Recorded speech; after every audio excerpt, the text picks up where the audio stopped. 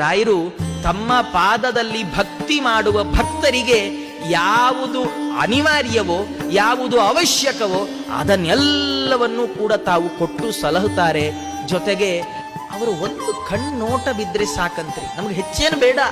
ರಾಯರ ಮುಂದೆ ನಿಂತು ನಾವೇನ್ ಕೇಳ್ಕೊಳ್ಬೇಕು? ಅಪ್ಪಣ್ಣಾಚಾರ್ಯ ನಮ್ಗೆ ಹೇಳ್ಕೊಡ್ತಾರೆ.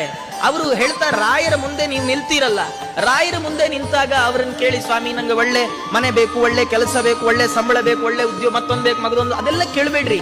ಸ್ವಾಮಿ ನಿಮ್ಮ ನೋಟ ನನಗೆ ಬೇಕು, ನಿಮ್ಮ ಕಣ್ಣೋಟ ನನ್ನ ಮೇಲೆ ಬೀಳ್ಬೇಕಷ್ಟೇ ಸಾಕು. ಯಾಕಂದ್ರೆ ಇದು ಯಾವಾಗ್ಲೂ ಸಿಗೋಲ್ಲ. ನಾವು ರಾಯರನ್ನು ಯಾವಾಗ ಬೇಕಾದ್ರೆ ನೋಡ್ಬೋದು, ಆದ್ರೆ ರಾಯರು ನಮ್ಮನ್ನು ಯಾವಾಗ್ಲೂ ನೋಡಲ್ಲ. ಯಾಕೆಂದ್ರೆ ಅವರು ದೇವರನ್ನು ನೋಡ್ತಾರೆ. ಅಂತರ್ಮುಖಿಗಳಾಗಿ ಕಣ್ಣು ಮುಚ್ಚಿ ಒಳ ಮನಸ್ಸಿನಿಂದ ಭಗವಂತನನ್ನು ನೋಡ್ತಾ ಇರ್ತಾರೆ ರಾಯರು. ರಾಯರ ದೃಷ್ಟಿ ನಮ್ಮ ಮೇಲೆ ಯಾವಾಗ್ಲೂ ಬೀಳೋಲ್ಲ. ಆದರೆ ಒಮ್ಮೆ ಬಿದ್ರೆ ಏನಾಗತ್ತೆ ಗೊತ್ತಾ? ಒಮ್ಮೆ ಬಿದ್ರು ಅಗಾದ್ರಿಗಳು, ನಾವು ಮಾಡಿಟ್ಟ ಬೆಟ್ಟದಷ್ಟು ದೊಡ್ಡ ಪಾಪಗಳೇನಿದ್ದಾವೆ ಅದೆಲ್ಲ ಸುಟ್ಟು ಭಸ್ಮ ಆಗುತ್ತೆ.